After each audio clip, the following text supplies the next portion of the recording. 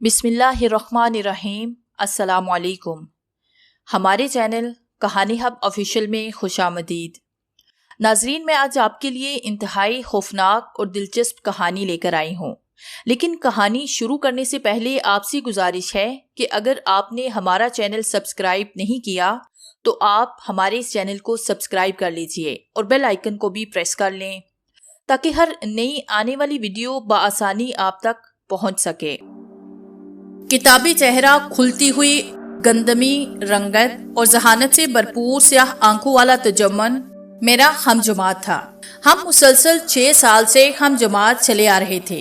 कायदे मिलत high school की 4 दीवारी में ये हमारा आखिरी साल था। 9वें दर्जे तक हमारी मुलाकात सिर्फ सलाम दुआ कर लेने और हाल अहवाल पूछने तक महदूद थी, और इन सरसरी ताल्लुकात के पसे पर्दा मोहम सा जज्बा रकाबत बहुत ज्यादा था। मुझे इस बात का इतराफ है कि तजम्मुल ना सिर्फ ज़हीन बल्कि मेरी निस्बत मेहनती भी ज्यादा था, लेकिन ना मालूम कैसे हर इम्तिहान में मैं उससे 2-4 नंबर ज्यादा ही ले जाता और ऐसे क्लास मॉनिटर होने का शर्फ मुझे ही हासिल होता रहा। अब 10वीं जमात के सैब माही इम्तिहानात होने को थे। तजम्मुल अनथक मेहनत कर रहा था। क्लासरूम और क्लासरूम से बाहर कॉरिडोर, लाइब्रेरी, लॉन, हत्ता कि प्ले ग्राउंड में भी वो किताबों का कीड़ा बना हुआ नजर आता। मैं जब भी इसके सामने से गुजरता किसी न किसी तरह उसका मजाक उड़ाने की कोशिश जरूर करता, एक आध तंजिया जुमला भी जरूर कहता और फिर उसे दिखाने और चिढ़ाने के लिए खेल कूद में मसरूफ हो जाता। गोया इन हरकतों से मैं उस पर ये जाहिर करने की कोशिश करता कि जो चाहे करो, बर्तरी तो मेरी ही रहेगी। तजम्मुल मेरे हर तंज को बड़ी मतानत और खामोशी के साथ बर्दाश्त कर जाता, गोया मेरी इन बातों का उसके नजदीक कोई अहमियत ही ना हो। इम्तिहान हुए, नतीजे पे बरामद हुआ। तजम्मुल ने मेरी निस्बत इतनी नुमायां कामयाबी हासिल की थी जिसका मैं तसव्वुर भी नहीं कर सकता था। एहसासे शिकस्त और शर्मिंदगी की वजह से जो मेरी हालत हो सकती थी उसका अंदाजा आप बखूबी कर सकते हैं। और जब तजम्मुल को मेरी जगह मॉनिटर बना के खड़ा किया गया तो मैंने तहरीरी तौर पे एहतजाज किया कि तजम्मुल की एक दफा की इत्तफाकिया कामयाबी पे मुझसे एजाज छीना जाना ज्यादती है, और ये कि मेरे साबका रिकॉर्ड की बिना पे मुझे ही क्लास का मॉनिटर रहने दिया जाए। लेकिन मेरी इस दरखास्त को रद्द किया गया। मॉनिटर मुकर्रर होने के दूसरे दिन जब हाजिरी लेते वक्त उसने मेरा रोल नंबर पुकारा तो मैंने सिर्फ यस कहने पे इक्तफा किया। इस पे उसने एक लम्हे के लिए मुझे घूर के मेरी तरफ देखा और फिर से हाजिरी लेने में मसरूफ हो गया। आखिरी नंबर पुकारने के बाद रजिस्टर बंद करते हुए उसने मुझे मुखातिब किया, मिस्टर अजीज, आइंदा यस के साथ सर कहना हरगिज ना भूलिएगा। मेरी कुव्वते बर्दाश्त साथ छोड़ चुकी थी। एहतजाज के तौर पे पैर पटकता हुआ क्लास से वॉकआउट कर गया। ये मुझे बाद में मालूम हुआ कि उसने मॉनिटर बुक में मेरा नाम ब्लैक लिस्ट में लिख दिया था, और फिर दूसरे दिन क्लास शुरू होते ही सारी क्लास के सामने मुझे शदीद सजा दी गई। ये पहला मौका था कि मुझे इस कदर शदीद सजा मिली। 52 लड़कों की क्लास में मास्टर अमानुल्लाह के बेद की शराब के अलावा दीगर कोई आवाज ना सुनाई दे रही थी। सजा, खिफत और निदामत की वजह से मैं रो पड़ा और डेस्क पे दोनों हाथ के दरमियान सर डाले मैं सिसक रहा था। रोने की वजह से मेरी हिचकी बंधी हुई थी। आज क्लास में पढ़ाई भी ना हुई। मुझे सजा देने के बाद अमानुल्लाह सर भी तमाम वक्त अपनी कुर्सी पे खामोश बैठे रहे। पूरी क्लास पे खामोशी तारी हो चुकी थी। सिर्फ मेरी हिचकियों की आवाज सुनी जा सकती थी। हत्ता कि पीरियड खत्म हुआ, लड़के अपनी अपनी किताबें संभाल के चले गए। क्लास खाली हो चुकी थी, लेकिन मैं बदस्तूर डेस्क पे सर रख के हिचकियां ले रहा था। मुझे अपने बालों में किसी की उंगलियों की सरसराहट महसूस हुई। मैंने कनखियों से देखा, वो तजम्मुल था। नफरत से मैंने अपना मुंह फेर लिया। अब खुदा के लिए चुप हो जाओ, मैं तुमसे शर्मिंदा हूँ, ये तजम्मुल की आवाज थी। मैंने कोई भी जवाब ना दिया। क्या ऐसा नहीं हो सकता कि तुम मुझे अपना भाई समझ के मुआफ कर दो? वो दोबारा बोला। मैं इस दफा भी खामोश रहा। अगर मुझे मालूम होता कि तुम इतना फील करोगे तो कभी भी ऐसी कामयाबी हासिल करने की कोशिश ना करता। मैंने महसूस किया कि उसके लहजे में अपनायत और हमदर्दी थी। मैंने सर उठा के उसे देखा। उसने अपने अंगूठों के पोरू से मेरे आंसू साफ किए, मुझे सानू से पकड़ के उठाया और गले से लगा लिया। आज से हम न सिर्फ दोस्त हैं बल्कि भाई भी हैं। आवाज यकीनन उसके दिल की गहराइयों से निकली थी और यहाँ से यूं हमारी बेमिसाल दोस्ती का आगाज हुआ। तजम्मुल अब भी बदस्तूर मॉनिटर था, लेकिन बस बराए नाम वो भरी क्लास में बार बार मेरी बर्तरी को तस्लीम करता और ये जाहिर करने की कोशिश करता कि वो मेरे तामुन ही की वजह से मॉनिटरी करने का अहल है, वरना वो शायद इस काबिल नहीं। यहाँ तक कि 1.5 माह बाद ही उसने अमानुल्लाह सर की खिदमत में दरखास्त पेश कर दी कि वो चूंकि अपनी निस्बत मुझे ज्यादा अहल समझता है, इसलिए उसकी बजाय मुझे मॉनिटर बना दिया जाए। स्टाफ रूम में हमारी तलबी हुई, जहां तजम्मुल की दरखास्त का मितन पढ़ के सुनाया गया। नहीं सर, ऐसी कोई बात नहीं, ये सिर्फ मुझसे दोस्ती का हक निभाना चाहता है, वरना मॉनिटर होने का हक सिर्फ इसी का है, मेरा जवाब था। अमानुल्लाह सर और मुश्ताक हुसैन जो कि हेड मास्टर थे, दोनों ही हंस पड़े और तजम्मुल को बदस्तूर मॉनिटर रहना पड़ा। अब हम दोनों का बेशतर वक्त एक साथ गुजरता। क्लासरूम और क्लासरूम से बाहर हम इकट्ठे ही देखे जाते। स्कूल में हमें लाज़मो मलजूम की सी हैसियत हासिल थी। स्कूल टाइम खत्म होने के बाद मैं उसे उसके घर तक अलविदा कहने जाता और उसके बाद अपने घर वापस आ जाता। हालांकि ऐसे मुझे 1 मील का चक्कर काटना पड़ता। जूनियर क्लास के अक्सर लड़के हमें आपस में रिश्तेदार और बाज सगा भाई तक समझने लगे थे। गर्ज ये कि हर आने वाला दिन हमें एक दूसरे के करीब तर करता जा रहा था और यहीं से इन वाकयात ने जन्म लेना शुरू किया, जिन्हें मैं आपके सामने पेश करने के लिए बेचैन हूँ। एक दिन जब मैं तजम्मुल को छोड़ने उसके घर की तरफ जा रहा था तो तजम्मुल ने यकबारी मुझसे पूछा, तुम्हें मालूम है कि इस दफा इम्तिहान में इतनी नुमाया कामयाबी मैंने कैसे हासिल की? इसमें मालूम करने की क्या बात है? जाहिर सी बात है, मेहनत करके। मैंने लापरवाही से जवाब दिया, लेकिन ये भी पता है कि मैंने पढ़ा किससे? मैंने सरसरी तौर से पूछा। गुलाम अब्बास से, उसने मेरी तरफ देखते हुए कहा। कौन गुलाम बास? गुलाम बास को नहीं जानते? भाई अपना क्लास फेलो। तो क्या गुलाम बास इतना काबिल है? मैंने हैरानगी से पूछा। और नहीं तो क्या, तजम्मुल ने भरपूर लहजे में जवाब दिया, लेकिन उसके अपने नंबर तो कभी 2nd डिवीजन से भी ज्यादा नहीं आए। मैंने मजाक उड़ाते हुए कहा, तुम्हें शायद मालूम नहीं कि वो 7 सवालों में से सिर्फ 4 हल करके पर्चा दे आता है। उसने कहा कि ये 4 सवाल भी मैं इसलिए हल करता हूँ कि कहीं मेरे वालिदैन मुझसे बिल्कुल मायूस ना हो जाएं, वरना उसका मकसद तालीम हासिल करना ही है नहीं। लेकिन आखिर ये सब कुछ क्यों? मेरी हैरत बढ़ती जा रही थी। वो कहता है कि पढ़ाई, नौकरी या कारोबार किस्म की किसी चीज से इसका कोई ताल्लुक नहीं और ना आइंदा होगा, बल्कि कोई खास काम उसकी जात से अंजाम पजीर होगा और वो गैर फानी कुव्वतों का मालिक कहलाएगा। बस ज्यादा ना फेंको। सिर्फ अपनी कमजोरी को छुपाने के लिए ये मनगढ़ंत बात उसने सुना दी है, वरना काबिलियत उसमें खाक भी नहीं। मेरी हसद और कर आई थी। तजम्मुल भी हंस के खामोश हुआ और बात आई गई हो गई। यहाँ मैं गुलाम अब्बास के कुछ हालात बताता चलूं तो आपको आइंदा के वाकयात के समझने में आसानी होगी। गुलाम अब्बास गरीब वालिदैन का इकलौता बेटा था। उसका बाप खुद से पंजाबी जुतियां बना के अपने अहराजात पूरे करता था और उसके करीबी रिश्तेदारों में कोई ऐसा फर्द नहीं दिखाई देता था जो उनकी माली आनत करता हो। गर्ज ये कि गुलाम अब्बास के घर को एक इंतहाई गरीब घराना कहना बेजा ना होगा। स्कूल में हमने गुलाम अब्बास को किसी के साथ ज्यादा बातचीत करते कभी न देखा था। वो अक्सर अकेला रहता और कुछ न कुछ सोचता हुआ पाया जाता। स्कूल के अक्सर लड़के उसे फिलोसोफर कह के छेड़ते थे, लेकिन गुलाम अब्बास की गुफ्तगू में जितनी शाइस्तगी, तहजीब, बुर्दबारी और उम्दा अल्फाज का जहीरा होता वो स्कूल के किसी लड़के में नहीं होता।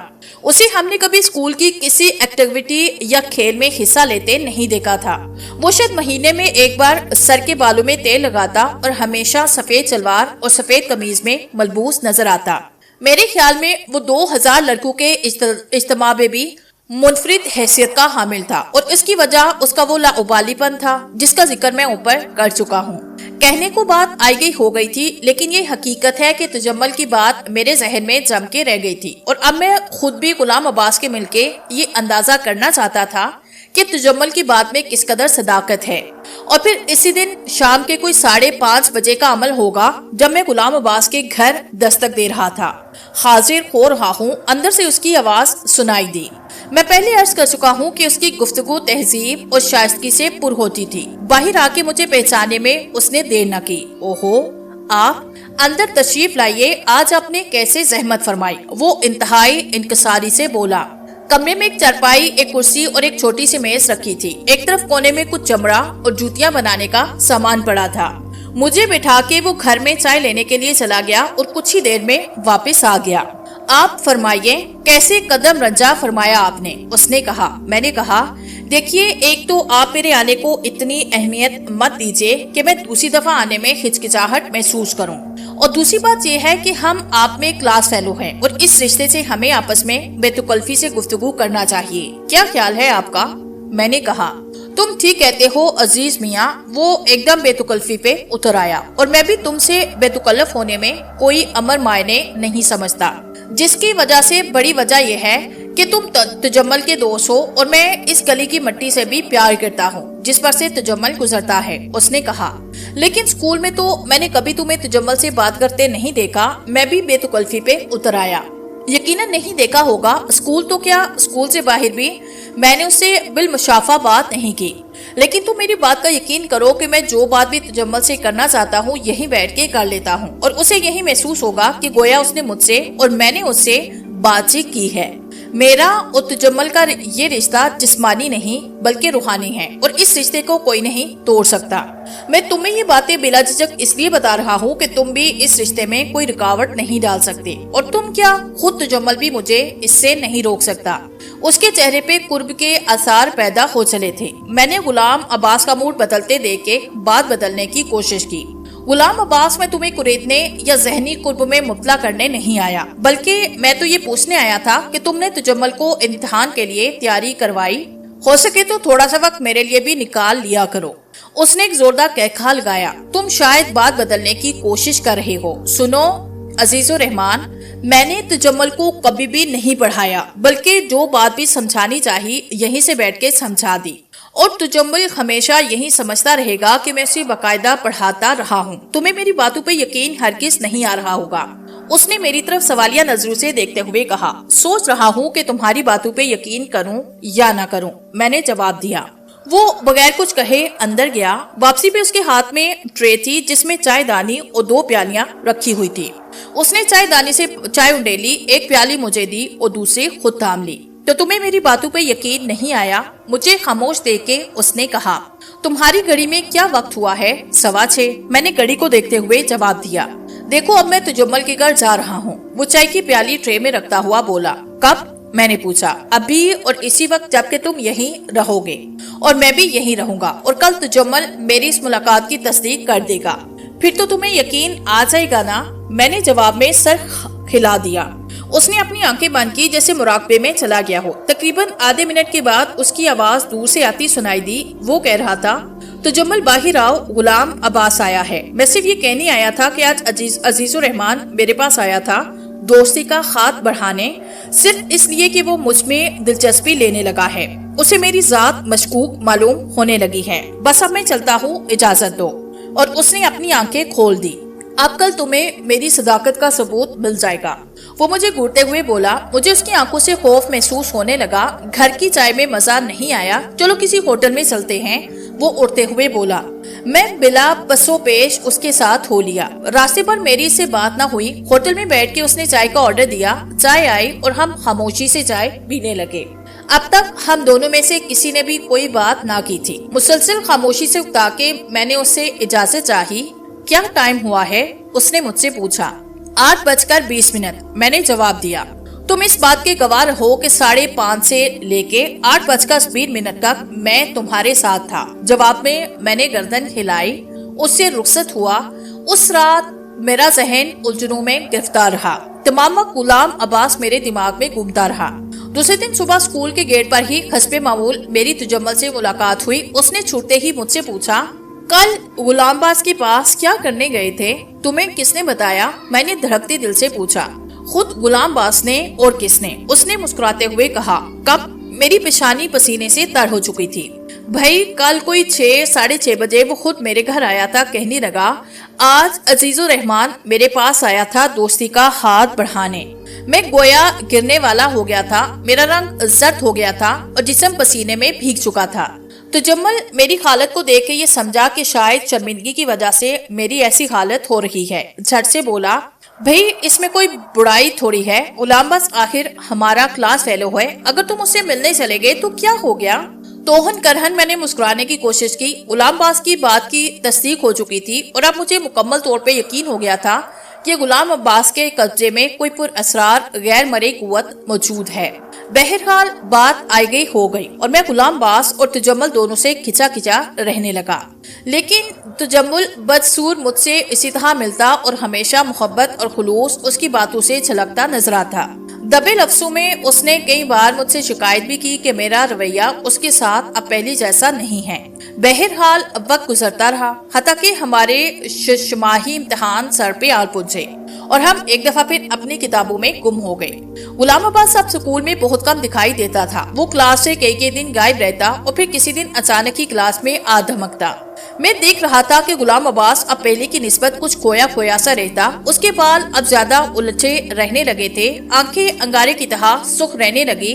میں اس سے دوبارہ تعلقات بڑھانے کا خیال بھی دل میں نہیں لانا چاہتا تھا، کیونکہ میرے دل میں اس کا خوف سا بیٹھ گیا تھا۔ لیکن ایک روز جبکہ میں پلے گراؤنڈ میں پوئٹری کی کتاب کھولے بیٹھا تھا کہ اچانک ہی کسی طرف سے وہ آن دمکا۔ سناؤ عزیز میاں، کیا ہو رہا ہے؟ وہ میرے قریب آتے ہوئے بولا۔ کچھ نہیں، بس ایسے ہی بیٹھا تھا، جان چھڑانے کے لیے مختصر جواب دیا۔ وہ بے تکلفی سے میرے ساتھ ہی بیٹھ گیا۔ تم اس دن کے بعد پھر ملے نہیں؟ اس نے پوچھا۔ بس کچھ فرصت نہیں مل سکی، میں نے دوبارہ مختصر جواب دیا۔ اس نے ایک ٹھنڈی سانس بھری اور بولا، نامعلوم کتنے لوگ مجھے اتنا برا کیوں سمجھتے ہیں، حالانکہ میں نے کبھی کسی کے متعلق برا نہیں سوچا۔ تمہیں برا تو کوئی نہیں سمجھتا، البتہ پر اسرار ضرور سمجھتے ہیں۔ میں نے اپنے دل کی بات کہہ ڈالی۔ وہ کھوکھلی سی ہنسی ہنسا۔ جب مجھے کوئی سمجھنے کی ہی کوشش نہیں کرتا تو یہ نتیجہ احس کر لینا کہ میں پر اسرار ہوں، کہاں کا انصاف ہے۔ اس کا لہجہ درد سے بھرپور تھا۔ لیکن اس دن جو تم غائبانہ ہی تجمل سے ملاقات کر آئے تو وہ کیا کم کوئی پر اسرار بات ہے؟ میں نے اسے ٹٹولنے کے انداز میں پوچھا۔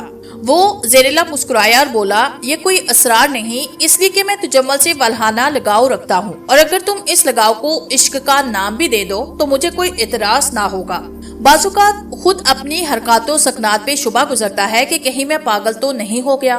مجھے اکثر محسوس ہوتا ہے کہ میرا جسم ہوا میں تحلیل ہو گیا ہے اور میری روح تجمل کے سر میں داخل ہو گئی ہے اور میں بذات خود کچھ بھی نہیں۔ اور تمہاری یہ حالت کب سے ہے؟ اب میں اس کی باتوں میں دلچسپی لینے لگا تھا۔ تقریباً 1 سال سے۔ وہ جیسے خواب میں بڑبڑا رہا تھا۔ میں مسلسل کئی دن اور کئی راتیں جا کر گزار دیتا ہوں۔ یہ میرے بس کی بات نہیں عزیز، میری ہر سوچ کا دائرہ تجمل کے گرد گھومتا ہے۔ میں نہیں جانتا کہ ایسا کیوں ہے، لیکن اتنا ضرور جانتا ہوں کہ یہ دیوانگی ضرور کوئی رنگ لا رہی ہے۔ اگر تجمل لڑکی ہوتا تو تمہاری اس سے شادی ہو جاتی۔ میں اب شرارت کے موڈ میں آ چکا تھا۔ اس نے کڑی نظروں سے گھور کے مجھے دیکھا۔ تمہاری غور و فکر کی حد ہی اتنی ہے اور شاید تم اس سے آگے سوچ بھی نہیں سکتے۔ اس کا موڈ بالکل آف ہو چکا تھا۔ وہ ایک دم اٹھا اور تیز قدموں سے بیرونی گیٹ کی طرف بڑھتا چلا گیا۔ مجھے افسوس ہو رہا تھا کہ میری بات سے ناحق اس کے جذبات مجروح ہوئے تھے۔ مجھے ایسی بات نہیں کہنی چاہیے تھی، اور اسی لیے میں نے یہ فیصلہ کیا کہ اب میں غلام عباس سے دوبارہ ملوں گا، اس سے اپنی اس زیادتی کی معافی مانگوں گا۔ مجھے غلام عباس پہ اب کچھ ترس آنے لگا تھا اور میں سوچنے لگا تھا کہ غلام عباس کے پاس اگر غیر مرئی طاقتیں موجود بھی ہیں تب بھی یہ شخص ان سے بجائے کوئی ناجائز کام لینے یا کسی کو تنگ کر کے صرف تجمل ہی کے بارے میں غور و فکر کرتا رہتا ہے۔ چنانچہ اسی شام میں غلام عباس کے گھر پہنچا۔ میں تم سے شرمندہ ہوں غلام عباس، صبح مجھ سے واقعی بڑی زیادتی ہوئی۔ میں نے اسے دیکھتے ہی دل کی بات کہہ ڈالی۔ کوئی بات نہیں، کوئی بات نہیں۔ وہ ایسے پرسکون تھا جیسے سمندر طغیانی آنے کے بعد پرسکون ہو جاتا ہے۔ میں تمہاری بات کا برا نہیں مان سکتا، وہ چارپائی پہ بیٹھتے ہوئے بولا، کیونکہ تم تجمل کے دوست ہو اور مجھے تمہارے ملنے سے دلی راحت ہوتی ہے۔ بولو کیا پیو گے؟ کچھ نہیں، میں نے جواب دیا۔ میں جلدی جاؤں گا کیونکہ تمہیں معلوم ہے پرسوں سے امتحانات شروع ہو رہی ہیں، تو خوب تیاری ہے نا؟ اس نے پوچھا۔ کوئی خاص نہیں، بس گزارا ہی سمجھو۔ ظاہر ہے کہ لیڈ تو تجمل ہی کرے گا۔ میں نے اسے چھیڑنے کی کوشش کی، وہ کچھ بولا نہیں۔ میں نے دوبارہ بات چھیڑنے کی کوشش نہیں کی، مبادا کی پھر بات بگڑ جائے۔ کیا سوچنے لگے غلام عباس؟ میں نے اس کی خاموشی سے اکتا کے کہا۔ اس کی یہ خاص عادت تھی کہ وہ بات کرتے کرتے ایک دم غائب ہو جاتا تھا۔ کچھ نہیں، وہ جیسے چونک سا گیا۔ میری سمجھ میں نہیں آ رہا تھا کہ سلسلہ گفتگو کیسے جاری رکھا جائے۔ غلام عباس پھر گو چکا تھا۔ سوائے تجمل کے ذکر کے یہ کسی اور بات میں دلچسپی نہیں لے گا۔ میں نے سوچا، کیا تجمل سے ملنے چل دیے غلام عباس؟ میں نے ہمت کر کے اسے چھیڑا۔ اس نے آہستہ سے مسکرا کے آنکھیں کھولی اور بولا، نہیں، اب میں اس سے ملنے نہیں جاتا۔ کیوں؟ اس لیے کہ اس سے میری تسلی نہیں ہوتی بلکہ آگ کو چھوڑ بھڑک جاتی ہے، اس نے جواب دیا۔ بہرحال جب تم مجھے ایسے چھیڑتے ہو عزیز تو میں ایک عجیب سا لطف محسوس کرتا ہوں۔ تم یقین کرو میں تمہیں اپنی زندگی کی آخری سانسوں تک یاد رکھوں گا۔ تمہاری باتیں میرے زخموں کے لیے مرہم کی حیثیت رکھتی ہیں۔ اچھا تو پھر اسی خوشی میں مجھے اجازت دو، میں نے اٹھتے ہوئے کہا، کچھ پڑھائی بھی کرنی ہے۔ وہ باہر گلی تک چھوڑنے کے لیے مجھے آیا۔ اچھا تو پھر خدا حافظ، اس نے مسکراتے ہوئے مجھ سے مصافحہ کیا۔ میں خوش تھا کہ میری باتوں سے اس کا موڈ خوشگوار ہو گیا تھا اور صبح کی بات سے پیدا شدہ تلخی ختم ہو گئی تھی۔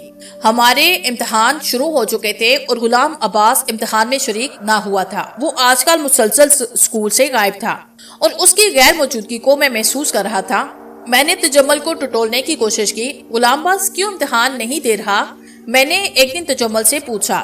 کیا پتا بھائی، اس کی وہی جانے، اس کا رویہ بالکل سرد تھا۔ تو کیا تمہارے اس سے ملاقات نہیں ہوئی؟ میں نے پوچھا۔ نہیں، اس نے مختصر سا جواب دیا۔ اس کے انداز گفتگو سے صاف ظاہر تھا کہ وہ اس موضوع پہ کوئی دلچسپی نہیں رکھتا۔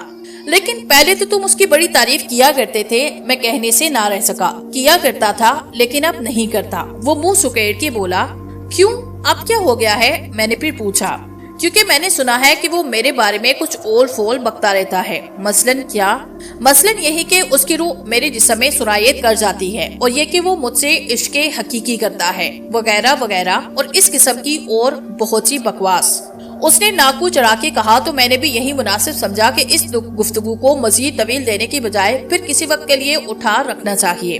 مجھے خاموش ہوتا دیکھ کے اس نے خود ہی بات کا رخ بدلا۔ تمہارا آج کا پیپر کیسا ہوا؟ ٹھیک ہی ہوگا۔ اپنے دماغ سے غلام عباس کے خیال کو نکال پھینکو، کہیں فیل ہی نہ ہو جانا۔ اس نے مسکراتے ہوئے میری طرف دیکھ کے کہا۔ اس کی اس حرکت پہ مجھے خود ہنسی آئی۔ اس نے مجھے نارنگیاں کھانے کی دعوت دی۔ نارنگیاں وہ شوق سے کھاتا تھا اور ہم اپنے موڈ کو مزید خوشگوار بنانے کے لیے نارنگیاں کھانے چل دیے۔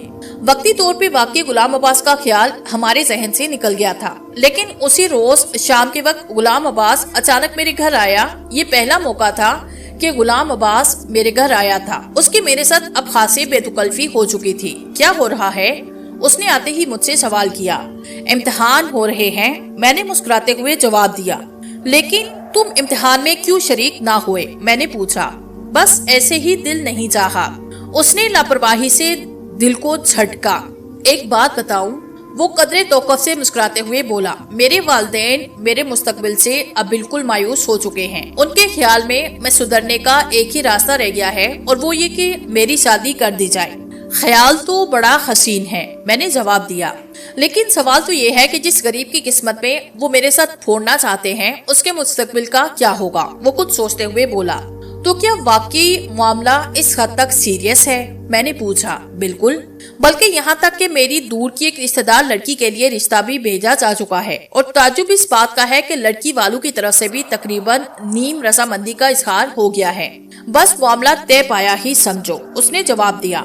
مقدر کہ تم بڑے دھنی نکلے، بڑی جلدی میدان مار لیا، میں نے ہنستے ہوئے کہا۔ وہ تقریباً میری بات کو نظر انداز کرتے ہوئے بولا، لیکن آج میں نے بھی اپنے والد کے سامنے یہ بات پیش کر دی کہ وہ لڑکی برائے نام میری بیوی ہوگی۔ اس کی حیثیت میرے لیے ایک واقف کار سے زیادہ نہ رہے گی، اور اسے تجمل کی آمد و رفت پہ کوئی اعتراض نہ ہوگا۔ میں اس کی بات پہ گمسم رہ گیا، اور جانتے ہو اس کا رد عمل کیا ہوا؟ وہ خود ہی بولا۔ کیا ہوا؟ میں نے بڑی آہستہ سے پوچھا۔ میرے والد نے اسی وقت دھکا دے کے مجھے گھر سے نکال دیا، اس نے زہر خون مسکراہٹ سے جواب دیا۔ تمہیں اپنے والد سے فوراً معافی مانگنی چاہیے۔ تمہاری یہ بات ایسی ہے کہ اسے تمہارے والد تو کیا کوئی بھی برداشت نہیں کر سکتا۔ مجھے اب یہ خدشہ لاحق ہو رہا تھا کہ اب کہیں غلام عباس میرے گھر رہنے کا مطالبہ کر نہ بیٹھے، اس لیے اب میں اس سے پیچھا چھڑانا چاہتا تھا۔ تو کیا تم میری صاف گوئی کی داد نہ دو گے؟ میں شادی ہونے کے بعد بھی تو یہی سب کچھ کر سکتا تھا، اس وقت کوئی کیا کر لیتا؟ اس نے ایک ایک لفظ پہ زور دیتے ہوئے کہا۔ بہرحال معاف کرنا، میں تمہاری اس بات کی کوئی داد نہیں دے سکتا۔ میرے خیال میں تمہاری بات اس قابل نہیں کہ اس کی تعریف کی جائے۔ میں نے دو ٹوک جواب دیا۔ ٹھیک ہے، وہ اٹھتے ہوئے بولا۔ مجھے کوئی بھی نہیں سمجھ سکتا تم کیا سمجھو گے۔ اس بات کو تقریباً 1.5 مہینہ گزرا۔ اس دوران میں غلام عباس اسکول سے باہر کہیں دکھائی نہ دیا۔ اسکول سے اس کا نام خارج ہو چکا تھا۔ تجمل اس کے غائب ہونے کی وجہ سے حادثے مت میں رہنے لگا، ورنہ اسے ہر دم اپنی تسلیل کا خدشہ لاحق رہتا تھا۔ میں آپ کو یہ بتانا بھول گیا کہ اس دوران ہمارے امتحانات کا نتیجہ ہوا اور اب چونکہ میری اور تجمل کی چپکلش ختم ہو چکی تھی، اس لیے ہم دونوں کی اس غفلت سے فائدہ اٹھا کے ہمارے کلاس فیلو رفیق چودھری نے فرسٹ پوزیشن حاصل کر لی تھی اور ایسے ہم دونوں ہی کلاس مانیٹر سے ہاتھ دھو بیٹھے تھے۔ رفیق باوجود مانیٹر ہونے کے ہم سے کافی معروف رہتا تھا۔ اس نے کسی سلسلے میں کبھی بھی ہم سے الجھنے کی کوشش نہ کی تھی اور نہ ہی ہم نے کبھی اس کا کوئی نوٹس لیا۔ میرا اور تجمل کا وقت اب بھی اکثر اگرچہ ہی گزرتا اور اب ہم پہلے کی نسبت اور زیادہ قریب ہو چکے تھے۔ غلام عباس اب ایک پھولی بصری یاد بن کے رہ گیا تھا، لیکن جیسا کہ آپ جانتے ہیں ماضی کیسا بھی گزرا ہو، اس کے ہر ورڈ کا تحریر شدہ ہر لفظ کچھ نہ کچھ اثر رکھتا ضرور ہے۔ اس لیے بعض اوقات شب تنہائی میں کچھ دیر پہلے نیند سے وہ ایک سائے کی طرح میرے ذہن میں منڈلاتا، نامعلوم کس حال میں وہ بیچارہ ہوگا۔ میں سوچتا اور جب مسلسل سوچنے سے اکتا جاتا تو ارے مجھے کیا کہہ کے کروٹ بدل دیتا۔ ایک دو بار میں نے چاہا بھی کہ اس سلسلے میں تجمل سے کچھ بات کروں، لیکن اس کا موڈ دیکھ کے بات کو گول کرنا پڑتا۔ موسم گرما کی وہ تپتی دوپہر تھی، میں اسکول سے واپس لوٹ رہا تھا۔ خلاف معمول آج تجمل اسکول میں نہیں آیا۔ میرا ارادہ تھا کہ کتابیں گھر رکھنے کے بعد تجمل کی خیریت معلوم کرنے اس کے گھر چلا جاؤں۔ اچانک السلام علیکم کی آواز میں پلٹا، دیکھا تو غلام عباس میرے پیچھے کھڑا تھا۔ اس کی چھ بڑی ہوئی بال الجھے ہوئے تھے، کپڑے میلے کچیلے چیکٹ ہوئے تھے، پیروں پہ گرد جمی تھی، چہرے سے نفاحت اور تھکاوٹ عیاں تھی۔ کیا حال ہے غلام عباس؟ میں نے اسے ہاتھ ملاتے ہوئے پوچھا۔ یہ کیا حالت بنا رکھی ہے؟ کہاں تھے اتنے دنوں؟ میں نے ایک دم سوالوں کی بوچھار کر ڈالی۔ وہ میری طرف آہستہ سے دیکھ کے مسکرایا اور بولا، کچھ وقت ہوگا تمہارے پاس؟ کیوں نہیں؟ میں نے خوش اخلاقی سے جواب دیا۔ تو چلو آؤ کہیں بیٹھتے ہیں۔ وہ آگے بڑھ کے بولا، یہ ہوٹل مناسب نہیں رہے گا کیا؟ میں نے سامنے ہوٹل کی طرف اشارہ کرتے ہوئے پوچھا۔ نہیں، اس حال میں تو مجھے ہوٹل میں بیٹھنے تو کیا کوئی داخل بھی نہیں ہونے دے گا، اس نے جواب دیا۔ بات تو ٹھیک ہے، میں نے سوچا اور پھر کچھ کہے بغیر اس کے ساتھ ہو لیا۔ وہاں سے تھوڑی دور گارڈن کے خاموش سے گوشے میں پہنچ کے اس نے مجھے بیٹھنے کا اشارہ کیا اور خود بھی بیٹھ گیا۔ ہاں اب بولو، میں گھاس پہ بیٹھتے ہوئے کہا۔ میں کیا بولوں؟ تم پوچھو کیا پوچھنا چاہتے ہو۔ وہ گویا ہر سوال کا جواب دینے کے لیے تیار ہو چکا تھا۔ یہی کہ کہاں رہے اتنے دن، کیا کرتے رہے اتنے دن؟ میں نے پوچھا۔ میں دنیا کے مشاہدات کرتا رہا، دور کی خاک چھانتا رہا، وغیرہ وغیرہ، اور کیا بتاؤں؟ اس کا جواب تھا، یہ تو کوئی بات نہ ہوئی، کم از کم امتحان ہی دے لیتے، میں نے نصیحت امیز لہجے میں کہا۔ اس کے چہرے پہ ایک دم قرب کے اثار پیدا ہوئے۔ تمہارے خیال میں کیا امتحان دینے سے میری بگڑی ہوئی زندگی سنور سکتی تھی؟ میں تمہیں پہلے بھی کہہ چکا ہوں کہ مجھے تعلیم وغیرہ میں کوئی دلچسپی نہیں۔ میں تعلیم کو کاروباری ٹھگ بازی سمجھتا ہوں۔ ٹھگ بازی کا کاروبار وہ کیسے؟ اس کی یہ بات میرے لیے حیران کن تھی۔ وہ ایسے کہ یہ سیکنڈری بورڈ یونیورسٹی والے ہر سال لاکھوں لڑکوں کو بطور طالب علم بھرتی کرتے ہیں اور پھر سالہ سال تک ان سے فیسیں اور جرمانے وصول کرتے رہتے ہیں اور آخرکار کاغذ کا ایک پرزہ ہاتھ میں پکڑا دیتے ہیں جس کا کوئی مصرف نہیں ہوتا، جسے دکھا کر نہ تو تم نوکری حاصل کر سکتے ہو اور نہ ہی کوئی کاروبار۔ بس اوقات ایسا بھی ہوتا ہے کہ ایک طالب علم 16-17 سال میں جس قدر اخراجات اپنی تعلیم پہ کر چکا ہوتا ہے، اسے آنے والے 16-17 سالوں میں واپس نہیں مل پاتے۔ مجھے بتاؤ کیا میں غلط کہہ رہا ہوں؟ یاد رکھو، زندگی میں اصل تعلیم تمہارا اپنا مشاہدہ ہے۔ دنیا ایک کھلی ہوئی کتاب ہے، اسے پڑھنا اور سمجھنا ہی اصل علم ہے۔ وہ فلسفیانہ انداز میں مسلسل بے تکان بول رہا تھا۔ میں اس کی اس عجیب منطق کا جواب دے کے اس بحث کو تول بھی نہیں دینا چاہتا تھا، لہٰذا میں نے گفتگو کا رخ خود ہی موڑا۔ اور سناؤ، زندگی کیسی گزر رہی ہے؟ میں نے اس سے پوچھا۔ میں زندگی سے لاپرواہ ہوں، مجھے اس بات سے کوئی غرض نہیں کون جی رہا ہے اور کون مر رہا ہے، بس اپنے حال میں مست ہوں۔ اس نے لاپرواہی سے سر کو جھٹکا۔ تو کیا تجمل اب بھی یاد نہیں آتا؟ میں نے اسے چھیڑنے کی کوشش کی۔ وہ میری طرف دیکھ کے مسکرایا۔ تجمل کی یاد ہی تو میری زندگی ہے، کیا اتنا کہہ دینا کافی نہیں؟ وہ مسکراتے ہوئے بولا تو میں بھی ہنسے بغیر نہ رہ سکا۔ کچھ پیسے ہیں تمہارے پاس؟ اس نے ایک دم بات پلٹی۔ یہی کوئی 200-300 روپے ہوں گے، میں نے جیب میں ہاتھ ڈالتے ہوئے کہا۔ یہ کافی نہیں، وہ بڑبڑایا۔ اس نے اپنی جیب میں ہاتھ ڈالا اور 100 روپے کا نوٹ نکال کے مجھے دیتے ہوئے بولا، یہ لو 100 روپے اور ابھی جا کے 57 پہ لگا دو۔ 57 نمبر کا کیا مطلب؟